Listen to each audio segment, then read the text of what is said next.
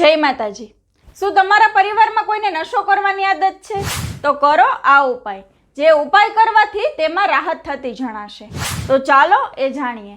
તમારા પરિવારમાં પિતા, પુત્ર કે અન્ય કોઈ પણ જો ડ્રિંક્સ કરે છે તો તમારે આ એક વિશેષ ઉપાય કરવો જોઈએ। આ ઉપાય કરવાથી તે જાતે જ ડ્રિંક્સ કરવાનું ઓછું કરી નાખશે અને તેનાથી દૂર થવા લાગશે। આ ઉપાય છે ભૈરવજી મહારાજનો। એ કરો અને તમારી જાતે જ જુઓ પરિવર્તન થવાનું શરૂ થઈ જશે। આ ઉપાય શનિવારના દિવસે શરૂ કરવાનો છે અને 5 શનિવાર સુધી કરવાનો છે।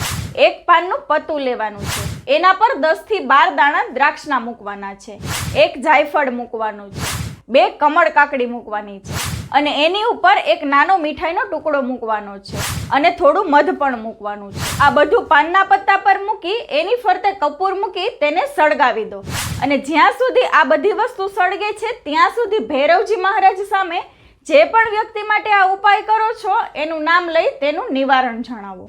આ ઉપાય કરો અને ફર્ક તમારી જાતે જ જુઓ અને આ વિડીયોને શેર અવશ્ય કરો। જય માતાજી।